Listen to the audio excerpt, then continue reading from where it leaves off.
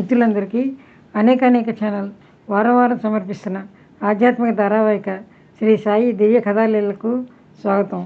మిత్రులారా, సాయి అనుగ్రహంతో ఆశీర్వచనాలతో నానాసాహెబ్కు పుత్ర సంతానం కలిగింది. బాబా కీర్తి ప్రతిష్టలు అంతటా వ్యాపించాయి. ఆ తర్వాత సాయిబాబా దర్శనానికి జనసముదాయం గుంపులుగా రాసాగారు. సాయి యొక్క కీర్తి అలా అభివృద్ధి అవుతూ వారి విషయం అహ్మద్నగర్ వరకు పాకింది. అక్కడ ప్రభుత్వ కార్యాలయానికి నానాసాహెబ్ తరచూ వస్తూ ఉండేవాడు. అక్కడే చిదంబర్ కేశవ్ ఆ జిల్లా కలెక్టర్ వద్ద కార్యదర్శిగా ఉండేవాడు. ఇతడు సాయి సమర్థుని దర్శనానికి భార్యాబిడ్డలను బంధుమిత్రులను వెంటబెట్టుకుని రమ్మని నానాకు ఉత్తరం రాశాడు ఒకసారి. ఈ విధంగా షిరిడీకి ఒకరి వెనుక ఒకరు అనేకులు రాసాగారు. దాంతో బాబా యొక్క లౌకిక పరివారం బాగా పెరిగింది. సాయిబాబాకైతే ఎవరి సాంగత్యము అవసరం లేదు. అయినా భక్త పరివారం రోజంతా వారి చుట్టూ మూగి ఉండేది. సూర్యాస్తమయం అయ్యాక బాబా షిరిడీలోని పాడుపడిన మసీదుకు వెళ్ళి అక్కడ నిద్రించేవారు.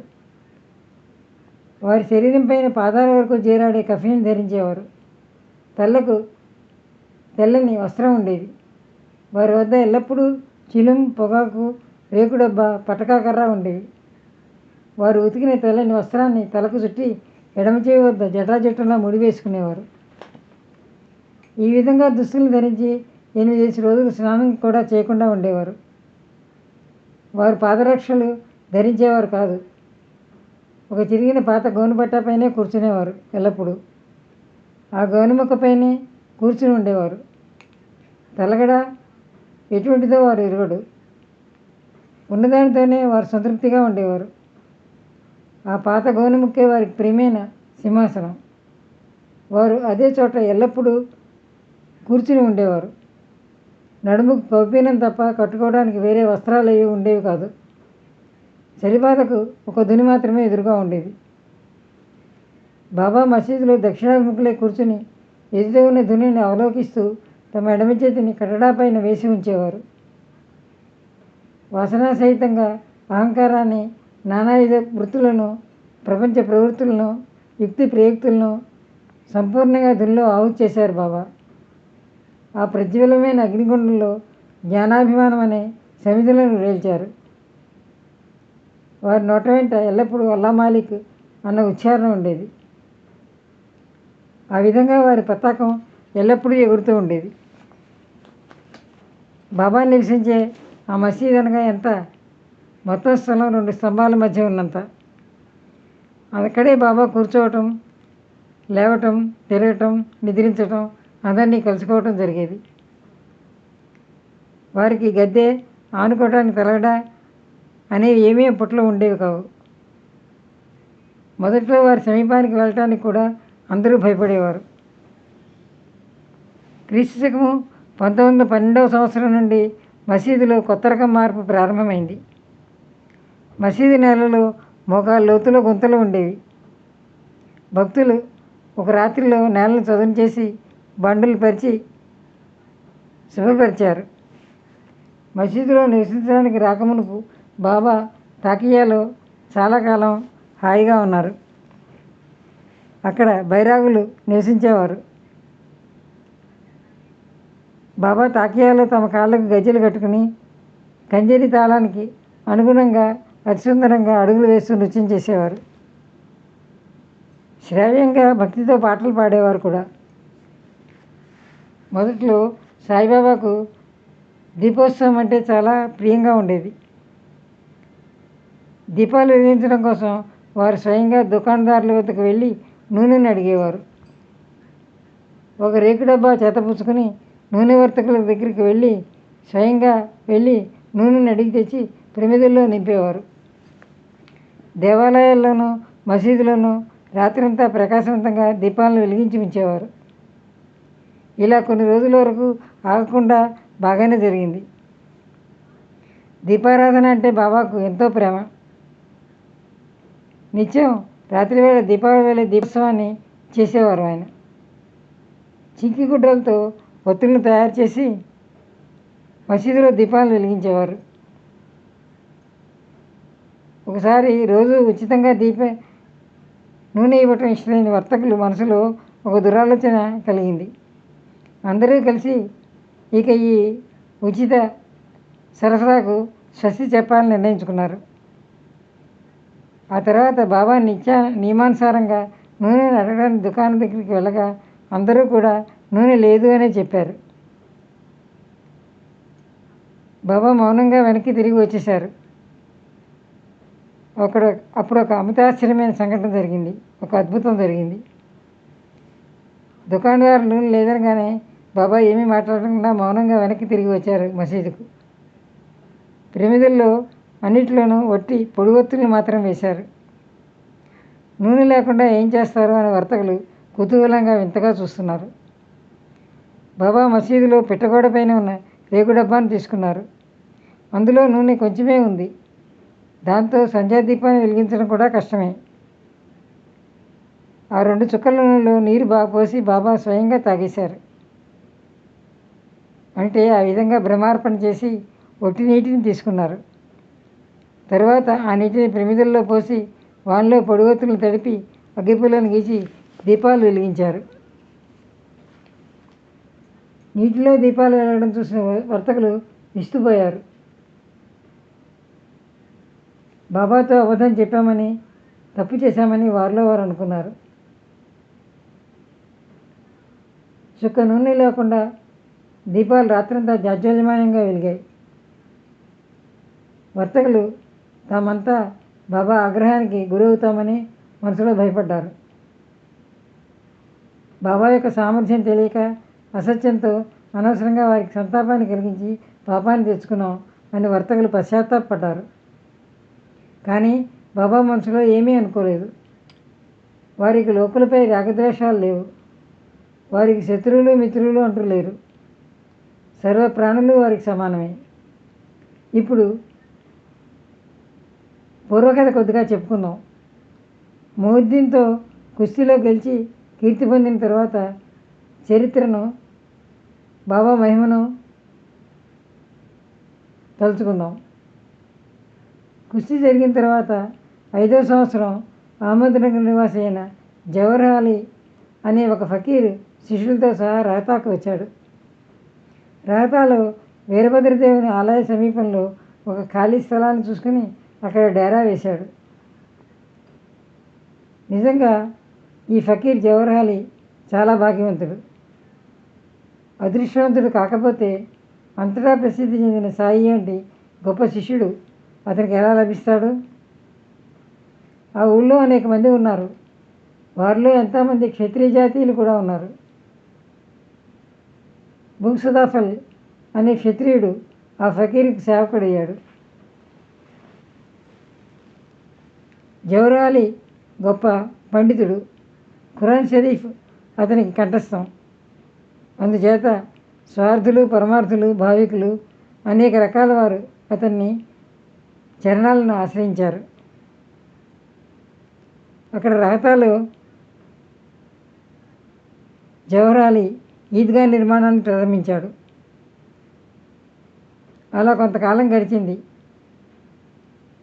ఊళ్ళో అలజడి చెలరేగింది. వీరభద్రదేవుని ఆలయం పరిసర ప్రాంతాలు అపవిత్రం చేస్తున్నాడు అనే ఆరోపణ అతనిపై పడింది. దాంతో ఆ ఈద్గా పని ఆగిపోయింది. ఫకీర్ని ఊరి నుండి తరిమి గింటేశారు. అక్కడి నుండి అతడు షిరిడీకి వచ్చి మసీదులో ఉండసాగాడు.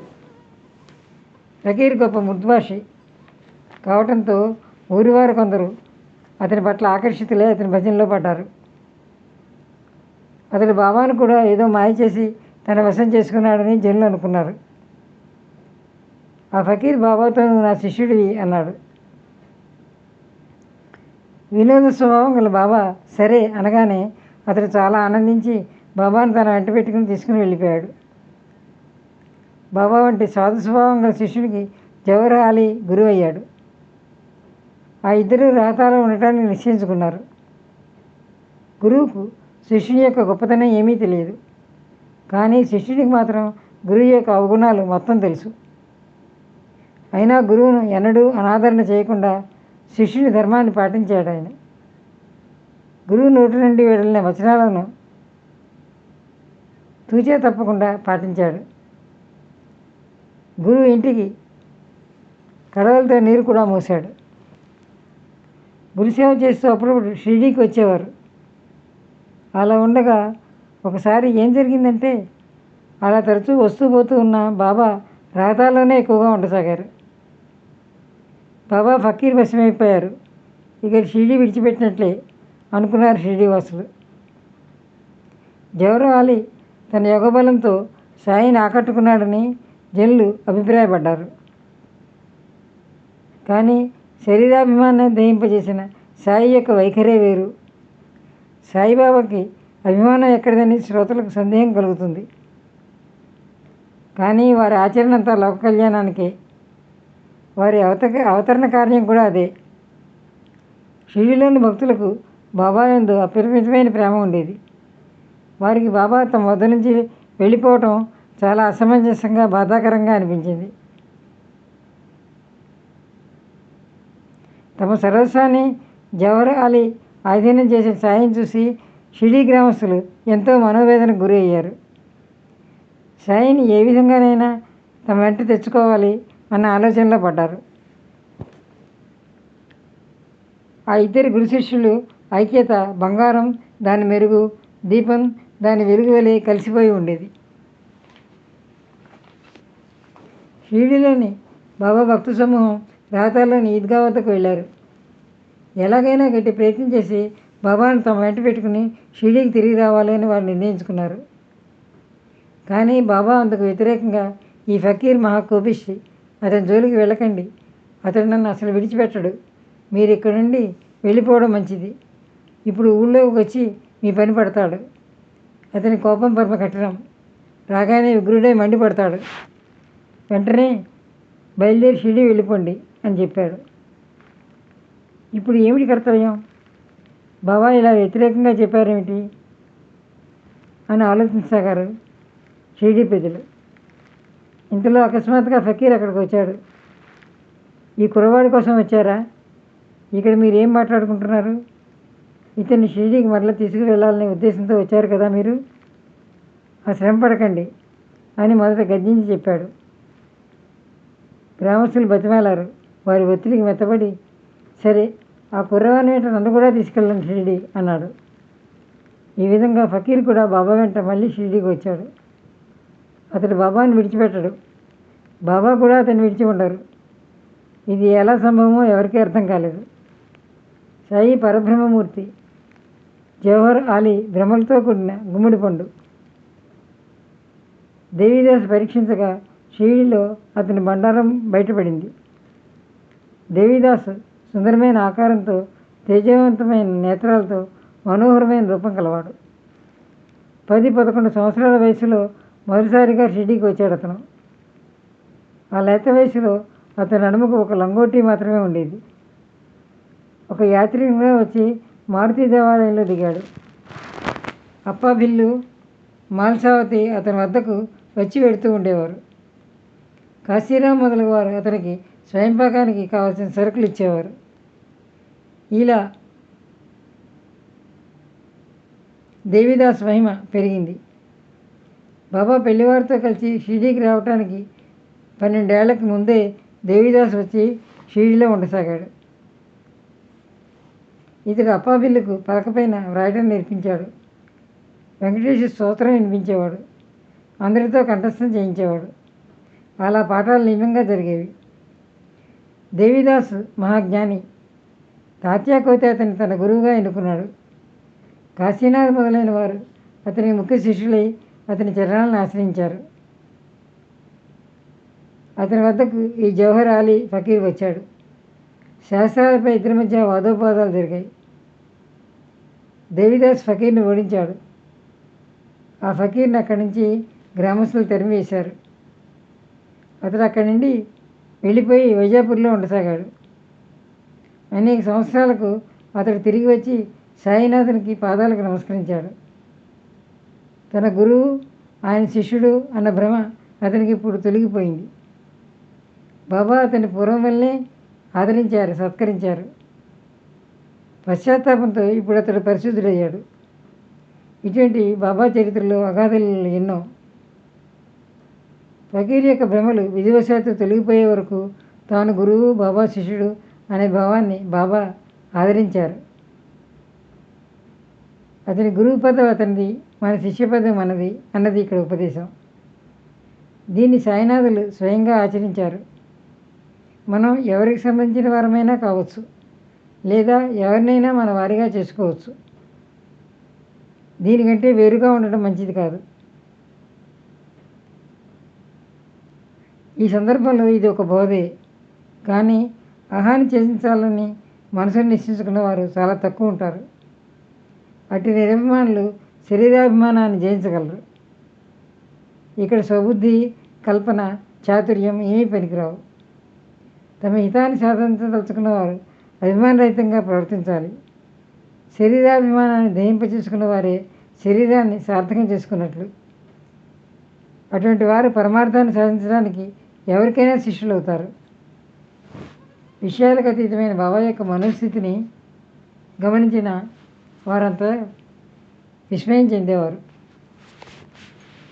బాబా లేత వయసును చూసి, ఆయన మనోరూపాన్ని చూసి జనులు విడ్డూరు పడిపోయేవారు. జ్ఞానుల శరీర వ్యవహారాలు వారి పూర్వకర్మానుసారం జరుగుతాయి. వారికి ప్రారంభ కర్మల భారం, బాధలు ఉండవు. కర్మకు తాము కర్తలమని వారు తలపోయారు. సూర్యుడు అంధకారంలోకి ప్రవేశించినట్లు జ్ఞానుల బుద్ధి ద్వైతల భావంలో ఉండదు. వారికి విశ్వమంతా ఆత్మస్వరూపమే. వారు అద్వైతంలో ఉంటారు. మిత్రులారా, ఇంతటితో ఈనాటి సాయి దివ్య కథాలీలు ముగిస్తున్నాను. అనేక ఛానల్ సబ్స్క్రైబ్ చేయండి, ఛానల్ని ప్రోత్సహించండి. ఓం శ్రీ సాయినాథాయ నమః.